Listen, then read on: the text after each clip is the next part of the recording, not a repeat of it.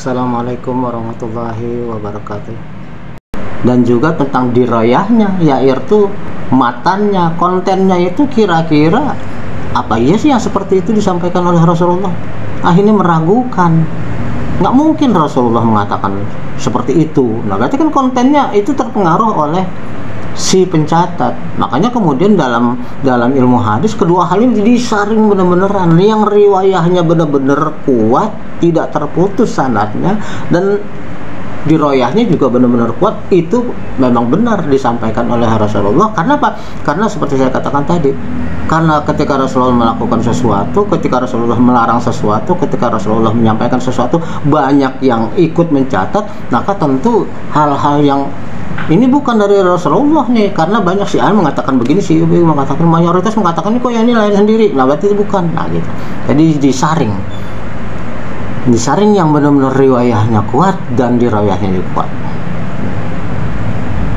Menurut Muhammad Ajab Al-Khatib, ilmu hadis riwayah adalah ilmu yang membahas tentang pemindahan dari satu orang diriwayatkan kepada orang lain, Makanya kemudian kalau dalam hadis kan kita suka baca Abi Hurairah mengatakan dari sini sampai akhirnya Rasulullah mengatakan. Itu berarti periwayatan. Jadi ada orang yang meriwayatkan langsung, ya, ada yang langsung melihat, ada yang langsung mendengar, tapi ada juga yang seperti saya katakan hanya mendengar dari orang yang melihat. Tadi Rasulullah mengatakan begini. Nah berarti kan ada orang yang ada dua orang yang tahu, mungkin lebih dari dua orang, ya. Tapi tahunya itu kan levelnya beda. Level yang menyaksikan langsung dengan level orang yang mendengar kabar, mendengar riwayat, tentu beda, ya. Jadi riwayah adalah pengkajian tentang pemindahan itu, pemindahan kabar itu, segala sesuatu yang disandarkan kepada Rasulullah, perkataannya, perbuatannya, ketetapannya, pengakuannya, sifat jasmania atau tingkah laku dengan cara yang teliti dan terperinci itu dikaji. Siapa mengatakan apa bunyinya, siapa mengatakan si A mengatakan begini, dia dengar dari siapa, dari si B dari siapa, dari si C dari siapa, terus sampai akhirnya ujungnya Rasulullah mengatakan. Itu riwayat pemindahan kabar itu. Nah orang-orang yang berjejer tadi yang ikut meriwayatkan itu diteliti, orangnya itu cerdas nggak, orangnya itu dekat nggak, orangnya itu ingatannya tajam nggak, orang itu akhlak bagus nggak, orang itu kemudian tukang bohong nggak, orang itu kemudian dekat nggak dengan Rasul dalam arti sering berkomunikasi nggak, orang itu terpelajar nggak. Itu semua diteliti secara terinci, ya. Jadi objek kajian ilmu hadis riwayah adalah hadis Nabi Muhammad SAW dari segi periwayatan dan pemeliharaan. Dalam arti apa? Jangan sampai dalam sanadnya, dalam perjalanan periwayatan itu ternyata terkontaminasi. Oh, si A itu ternyata orang tukang bohong, lewat. Si B jujur tapi dia orangnya suka lupa, lewat, ya. Kemudian si C itu ternyata orangnya tukang bohong, lewat. Jadi benar-benar yang dari riwayat itu yang sampai ke kita terus kemudian diriwayatkan sampai kepada Nabi, semuanya itu dadakannya adalah orang-orang yang bisa dipercaya, sehingga itu yang disebut sebagai periwayatan, ya. Dengan demikian cara periwayatan hadis, cara pemeliharaan hadis, supaya riwayatnya bersih, tidak terkontaminasi dengan siapapun yang yang nyisip-nyisipin yang kagak bener gitu. Nah, sekaligus itu merupakan cara untuk memelihara hadis itu tidak tercampur baur dengan omongan orang seperti yang telah terjadi pada nabi-nabi terdahulu. Tercampur omongannya pendeta, tercampur omongannya raja, tercampur dengan omongannya para ulama mereka. Sehingga kemudian di ujungnya seolah-olah itu adalah perkataan Nabi. Bahkan dipelintir lagi seolah-olah itu adalah Tuhan, firman Tuhan. Ya.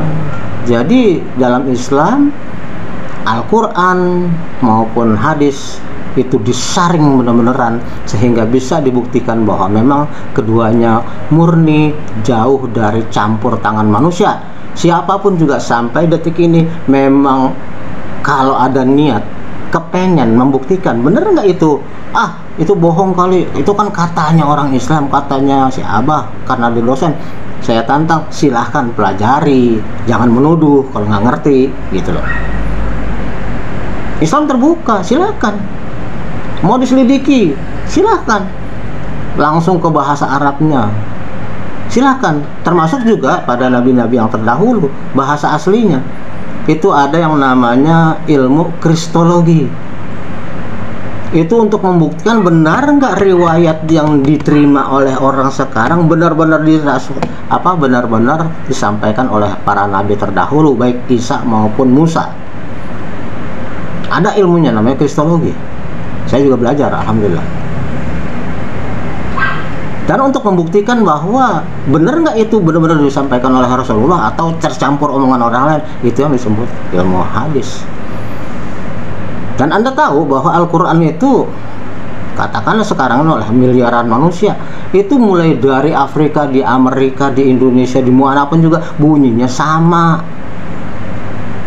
Tidak ada akan bunyinya beda. Qul huwallahu ahad, bunyi surat Al-Ikhlas dimanapun juga sama, artinya sama, dihafal oleh miliaran manusia, maknanya sama. Kan beda dengan yang lain yang kemudian diterjemahkan ke dalam bahasa-bahasanya masing-masing, sehingga kemudian terkontaminasi dengan pemikiran dari para penterjemah. Tergantung juga ilmu si penterjemah, tergantung juga dari interestnya si penterjemah, artinya dia punya kepentingan apa. Dan tidak ada ilmu yang kemudian mensaring itu. Sedangkan di dalam Islam ilmunya jelas, dibuka, ditantang semua orang yang memang pengen tahu ya, untuk melakukan kajian, membuktikan. Islam tidak mengenal indoktrinasi dalam arti harus terima bulat-bulat, tidak. Silahkan kalau mau dikaji. Imam Az-Zuhri wafat pada tahun 1124 Hijriah, dipandang sebagai pelopor ilmu hadis riwayah. Jadi beliau ini yang pertama kali melakukan periwayatan suatu hadis, tapi dilihatnya bukan kontennya dulu, bukan substansinya, tapi siapa menyampaikan apa, siapa kemudian menyampaikan dari mana, itu riwayah itu pertama kali dilakukan oleh Imam Az-Zuhri. Dalam sejarah perkembangan hadis, dia dicatat sebagai ulama pertama yang menghimpun hadis Nabi Shallallahu Alaihi Wasallam atas perintah Khalifah Umar ibnu Abdul Aziz. Jadi ini setelah masa dari Khulafaur Rasyidin, setelah 4 orang pengganti Rasulullah itu wafat, ya, kemudian sekian periode kemudian sampailah kepada Umar bin Abdul Aziz, yaitu pada tahun 120-an beliau memerintahkan untuk mulai melakukan pencatatan, penghimpunan dari hadis-hadis. Penghimpunan di sini saya ulangi, saya tekankan bahwa dalam hal riwayatnya, dalam hal diroyahnya, dalam hal sanadnya, dalam hal matannya, gitu, isinya, kontennya. Kemudian dilakukan juga penyeleksian, di samping dihimpun, diseleksi, kemudian juga ditulis, baru kemudian dibukukan secara besar-besaran. Terjadi pada abad ke-3 Hijriah, berarti tahun 200-an, 200 sekian, yang dilakukan oleh para ulama seperti Imam Bukhari wafat pada tahun 256, Imam Muslim wafat pada tahun 261, Imam Abu Dawud 275, dan juga Imam At-Tirmizi dan ulama-ulama lain.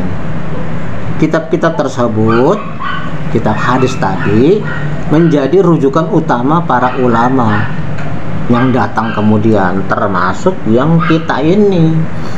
Artinya kita kan jauh sekali jaraknya dengan Rasulullah, 1443 tahun yang lalu. Dari mana kita bisa melakukan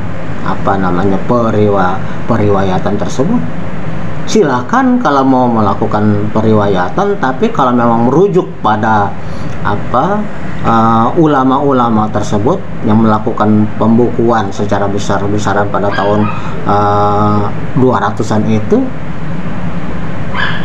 kemudian sudah diakui oleh seluruh dunia bahwa itu memang merupakan suatu hadis yang sahih, suatu yang valid, yang sudah diteliti, yang sudah dikaji. Tapi andai kata meragukan, ya ada ulama yang meragukan tuh, kiai lagi, dia mengatakan Imam Bukhari itu umurnya berapa? Umurnya cuma 60-an. Yang dia kumpulkan itu hadis sampai 6.000-an. Berarti beliau mengumpulkan setahun berapa? Sebulan berapa? Seminggu berapa? Sehari berapa? Nggak masuk akal katanya. Nah inilah orang kalau sudah main akal-akalan di dalam beragama, ya jadi seperti itu jatuhnya, meragukan. Padahal ditantang silakan buktiin, tapi ini tidak dibuktikan, main meragukan aja. Padahal di dalam agama tidak semua harus diterima dalam arti secara akal. Nggak usah jauh-jauh ya, kamu laki-laki ya atau yang perempuan, kalau lagi junub itu yang kotor yang mana? Kasarnya orang mens, memang yang kotor yang mana? Kok untuk membersihkannya harus mandi seluruh badan bersih, bukan yang itu doang? Berarti kan nggak nyambung ya. Berarti bukan masalah akal, perintahnya kayak gitu. Sami'na wa ta'na. Walaupun kamu mens, walaupun kamu junub, walaupun kamu habis berhubungan, yang kotor cuman itu, ya.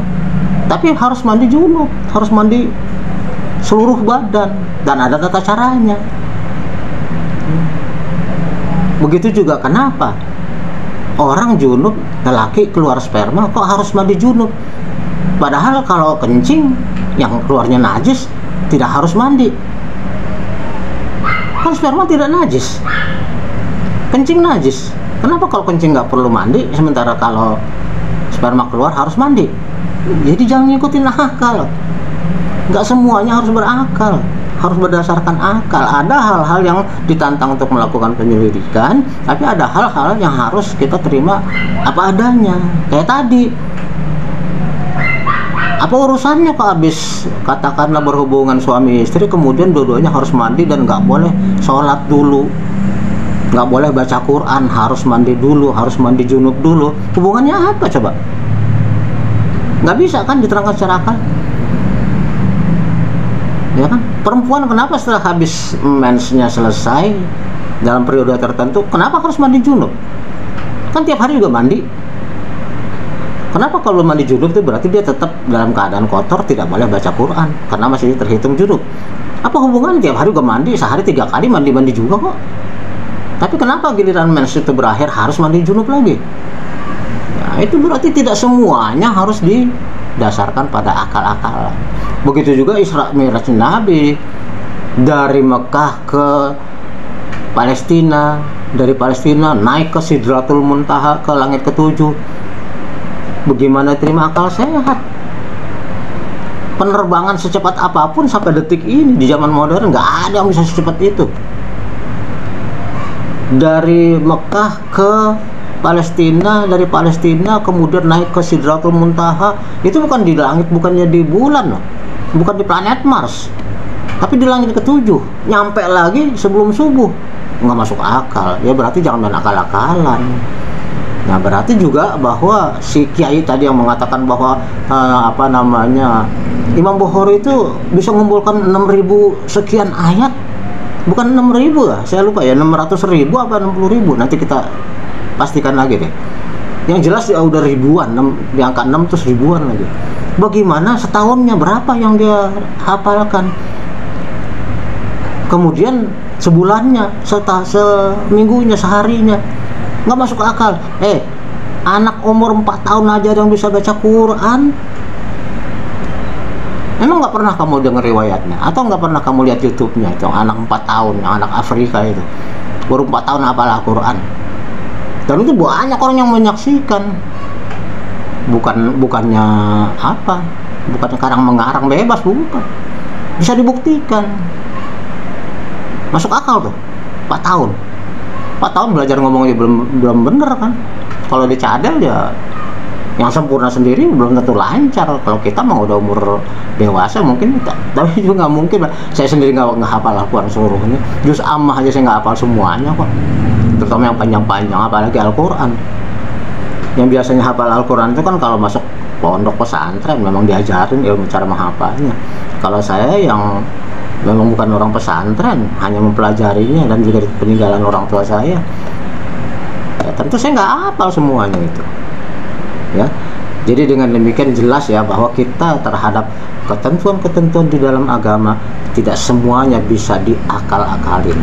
Yang paling jelas itu tadi, kenapa kok orang kencing nggak perlu mandi junub, sementara orang keluar sperma kok mandi junub? Padahal yang namanya kencing itu najis, yang namanya sperma tidak najis. Kenapa bukan yang kencing aja yang mandi junub? Kan gitu kan? Nah, berarti jangan bicara akal dalam hal agama. Ada yang bisa diakalkan, tapi nggak semua. Ada yang harus diterima secara bulat. Sami'na wa ata'na. Makanya kemudian dalam Al-Quran dikehendaki begitu. Kamu dengar, kamu taat, gitu. Tapi ada juga, makanya kemudian ada Al-Quran, ada hadis, ada ijtihad. Ijtihad ke bawah itu kan berarti kan orang dibiarkan untuk melakukan kajian, melakukan ijtihad, melakukan penemuan. Tidak semuanya harus didasarkan kepada doktrin-doktrin saja. Tidak, terbuka tetap, cuma memang ada batasnya, nggak semuanya gitu. Tidak semuanya bebas, tidak semuanya doktriner gitu. Oke, sejarah penyusunan kitab ilmu hadis riwayah. Imam Az-Zuhri dipandang sebagai pelopor ilmu hadis riwayah. Dalam perkembangan hadis ini tadi udah ya. Kemudian next, ilmu hadis dengan demikian yang sudah kita katakan tadi ada dua objek. Yang pertama adalah sanad, artinya perawiannya, sambung menyambung periwayatannya, dan kemudian matannya artinya kontennya, isinya gitu. Pembahasan tentang sanad, apa aja sih dalam sanad itu? Pertama dilihat sanadnya bersambung atau tidak, atau terputus. Ia mengatakan dari si B, si B mengatakan dia dapat dari si C. Si C ini nggak ketahuan siapa ini, tahu-tahu dari si D lagi, nggak bisa. Berarti ada terputus, ya. Berarti ada orang yang ada satu mata rantai yang hilang, ya. Mata rantai kan kita tahu begitu ya, sambung menyambung. Kalau ada mata rantainya putus, nggak dipakai, hadis itu nggak dipakai. Oke, kemudian dari segi kepercayaan sanadnya, artinya orang yang ngomong itu, yang menyampaikan perawinya itu orang yang memang benar bisa dipercaya nggak? Seperti tadi saya katakan, orangnya itu harus yang jujur, orangnya itu bukan tukang bohong, orangnya itu orang yang cerdas, orangnya itu harus orang yang ingatannya sangat tajam, orang itu juga harus yang mempunyai ilmu yang tinggi. Jadi ada saja, wah ini orang ini kagak, ini nih nggak bisa dipercaya nih, karena dia tukang bohong, nggak bisa itu, tidak bisa dipercaya lagi. Lewat hadis yang seperti itu lewat. Kemudian bebas dari kejanggalan, artinya ini setelah diriwayatkan itu kan kok masa seperti itu ya? Ya, ini si orang ini janggal nih. Kenapa? Masa dia datang dari sono dan orang ini nggak pernah berhubungan langsung dengan ini? Kok bisa dia meriwayatkan? Gitu loh. Nggak pernah ketemu Nabi, nggak pernah ketemu sahabat, nggak pernah ketemu tabiin, nggak pernah ketemu tabiin. Kok dia bisa meriwayatkan? Nggak dipakai. Dari mana dia dapat? Datang dari langit dia. Nah, jadi bebas dari kejanggalan. Yang keempat, bebas dari cacat, dari ilat, yaitu tadi sambung menyambungnya itu wajar, tidak terputus-putus, tidak ada cacatnya, sampai kepada ujungnya adalah benar dari Rasulullah, bisa dibuktikan secara ilmiah. Oke, itu sanadnya. Kemudian matannya. Pembahasan mengenai matan atau teksnya, kontennya adalah meliputi sesuai nggak, yang pertama sesuai nggak apa yang dikandung oleh hadis itu dengan Al-Quran. Karena hadis itu fungsinya adalah penjabaran, ya, lebih lanjut penjelasan dari isi Al-Quran. Jadi kalau antara Al-Quran dengan apa yang ada dalam hadis itu kemudian loh kok beda, berarti hadis itu nggak laku. Nggak mungkin suatu hadis itu bertentangan ataupun kemudian mempertanyakan isi Al-Quran, nggak bisa, harus sesuai, ya. Kemudian bebas dari kejanggalan, artinya baik itu lafalnya, baik itu kalimatnya, redaksinya. Masa iya Nabi mengatakan kayak gitu? Nggak masuk akal. Nah, berarti janggal kan? Janggal seperti itu, lewat. Kemudian juga bebas dari cacat atau kejanggalan makna. Ini kayaknya maknanya lucu deh. Masa hadis Nabi begitu bunyinya? Lewat. Jadi harus urut matannya itu benar-benar paripurna. Perawinya juga harus benar-benar bebas cacat. Juga yang keempat, bebas dari kata-kata asing. Ini campuran dari mana ini? Kayaknya waktu Nabi zamannya nggak seperti itu deh, omongan kayak gitu, istilah itu nggak ada. Kok bisa muncul hal seperti itu? Ini berarti tambahan dari manusia, nggak dipakai. Karena kan di setiap zaman ya pasti ada istilah-istilah ya yang populer pada zamannya. Jadi dari dua pokok dasar ulum al-hadis ya di atas, riwayah dan dirayah, kemudian muncul macam-macam cabang ilmu hadis. Ilmu rijal al-hadis yaitu mengkaji tentang para perawinya, orangnya. Ilmu gharib al-hadis yaitu penjelasan mengenai adanya lafaznya bunyinya, bisa dipahami atau kayaknya janggal. Okay. Kemudian yang berikutnya ilmu al-nas wa al-mansukh yaitu pembahasan hukum dan hadis yang hukumnya dihapuskan. Ya, ada ketentuan-ketentuan yang mungkin sudah mengalami perubahan tapi kok masih ada, berarti juga dilakukan. Ilmu talfiq al-hadis yaitu ilmu yang menjelaskan tentang tata cara mengkompromikan hadis-hadis. Kan saya katakan tadi bahwa hadis itu adalah catatan, ingatan ataupun memori dari banyak orang, bukan satu orang, yang dikomparasi, yang diriwayatkan, kontennya juga dilihat. Kemudian ada yang janggal. Nah, ini ada ilmu yang namanya ilmu talfiq al-hadis. Kemudian ilmu ilal al-hadis yaitu membicarakan hadis yang secara zahir kelihatan sah, namun kemudian terdapat beberapa keliruan. Ini kayaknya juga akal keliruan, nggak mungkin Nabi mengatakan seperti ini. Kayaknya tuh ada cacat pada perawinya, ada cacat tentang isinya. Nah, itu ilmu ilal al-hadis. Ilmu asbab al-wurud, suatu ayat Quran ada sebab-sebabnya kenapa turun. Kenapa? Itu untuk menjawab permasalahan pada waktu itu sehingga turun ayatnya menjawab. Nah, itu disebut asbabun nuzul. Sementara kalau hadis, kenapa kok hadis itu Nabi berkata kayak gitu? Kan ada backgroundnya. Ada, apakah itu menjelaskan, apakah itu menetapkan, apakah itu kemudian melarang, apakah itu kan ada backgroundnya, nggak ujuk-ujuk Nabi mengatakan sesuatu. Nah, itu disebut asbabul wurud. Jadi ada sebab musababnya suatu hadis itu muncul ya. Kemudian ilmu al-jar wa ta'adil yaitu ilmu yang digunakan untuk menilai atau mengkritik para perawi. Jadi yang saya katakan tadi, para periwayat itu juga ada ilmu yang khusus untuk membahas orang ini seperti apa ya. Nah, terakhir penulis ilmu hadis dirayah adalah tercatat bahwa ulama yang pertama kali menyusun ilmu hadis tentang matan dan tentang kontennya itu adalah Al-Qadi Abu Muhammad ya, tahun sekian. Kemudian Imam Al-Hakim Abu Abdullah tahun sekian. Abu Naim As-Sifani ya, dengan kitabnya masing-masing, dan masih banyak yang lain. Itu adalah untuk membuktikan diroyah dari hadis itu memang benar sesuatu yang datang dari Nabi. Lalu apa sih manfaatnya mempelajari ilmu hadis? Dengan mengkaji ilmu hadis, kita dapat menyeleksi hadis-hadis yang secara akademis untuk dijadikan sebagai pedoman hidup.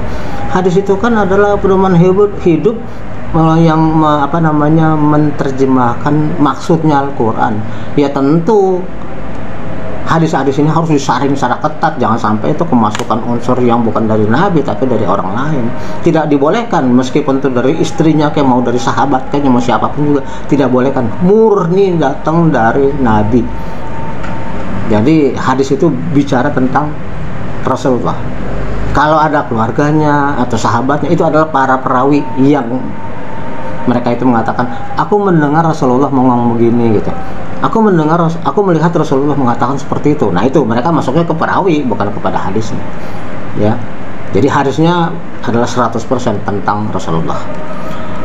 Oke, dengan mempelajari ilmu hadis kita dapat mengetahui hadis yang sahih, yang dhaif, yang hasan, yang mauquf, yang marfu, yang makbul, yang artinya itu dengan derajatnya ya. Ada yang dapat ditolak, ada yang dapat diterima, ada yang kemudian dapat diamalkan, dan ada kemudian tidak dapat diamalkan.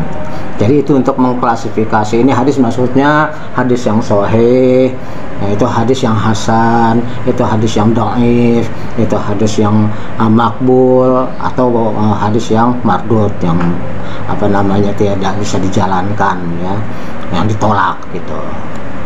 Oke, jadi ini penting ya supaya kita mengetahui, jangan sampai Anda apa namanya sebagai muslimah tidak mengetahui apa itu al-hadis, apa itu Al-Quran, apa al-hadis, dan kemudian bagaimana hadis itu bisa muncul, dan bagaimana hadis itu kemudian bisa menjadi salah satu sumber hukum Islam yang utama, yang sejajar dengan, bukan sejajar ya, yang merupakan ini apa namanya seperti dua mata uang yang tidak bisa dipisahkan dengan Al-Quran. Ya, tidak bisa orang langsung ke Al-Quran tanpa melihat hadisnya, karena tiap Al-Quran itu kan ada asbabun nuzulnya. Asbabun nuzul tentu terkait dengan Rasulullah dong. Ya nggak mungkin lah asbabun nuzul dari ayat Quran yang turun kemudian mencelok kepada orang lain yang bukan Rasulullah, itu kan impossible, nggak mungkin. Nah, kemudian juga asbabul wurud, jadi nggak mungkin juga satu hadis itu muncul begitu saja tiba-tiba Nabi ngomong seperti ini, nggak mungkin. Pasti ada suatu hal yang menyebabkan beliau kemudian merasa perlu untuk menjelaskan hal tertentu, melarang hal tertentu, memerintahkan hal tertentu, menetapkan hal tertentu. Itu pasti ada asbabul wurudnya, artinya ada sebab musababnya gitu. Oke, saya kira untuk saat ini demikian saja, mudah-mudahan dapat dipahami ya, dapat dimengerti dengan baik, dan terus dapat diingat sampai kapanpun, sebagai satu ilmu yang memang sangat bermanfaat bagi kita umat Islam ya. Saya akhiri, mohon maaf jika ada banyak kesalahan. Wabillahi taufiq wal hidayah. Assalamualaikum warahmatullahi wabarakatuh.